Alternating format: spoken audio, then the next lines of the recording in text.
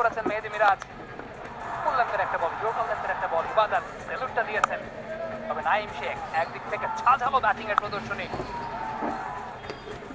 Sweep, reverse sweep Alex রসের, square of the wicket run পেয়েছেন নাইম শেখ। বেশ ভালো টাইমিং করেছেন, প্রপার এক্সিকিউশন, হাফ সেঞ্চুরি করে নিয়েছেন খুব কম সময়ের ব্যবধানে। তবে শটগানের বলের এগেইনস্ট অ্যাঙ্গেল থেকে আসা ভালো মতো হ্যান্ড করতে পারে না বিপুল সাইড। এসে রিভার্স সুইপ করেছেন অ্যালেক্স রস।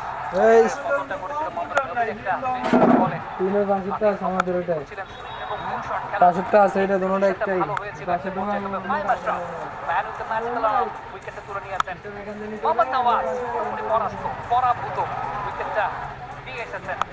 মাহিদুর রহমান একটা লাকি স্কেপ, তার জন্য তিনটা লাইফ পেয়েছেন। তবে শেষ পর্যন্ত এক্সিকিউশনটা ভালো ছিল। মাহমুদুল্লাহ রিয়াদ একটা ক্যাচ ড্রপ করেছেন। এই ধরনের ক্যাচ তাকে নিতে দেখা গেছে, সামহাউ রেগুলেশন ক্যাচ তাকে রাখতে পারেনি। তবে মাহিদুর রহমান লাইফ পেয়ে সেটাকে এক্সিকিউট বেশ ভালো করেছেন। 128 রানের লক্ষ্যমাত্রায় ফরচুন বরিশাল ব্যাট করতে নামবে। কি হবে, কিভাবে তারা লিড করবে, সবকিছু হয়তো সময় বলে দেবে। সেই ইনিংসের চলতি ধারা বিবরণী নিয়ে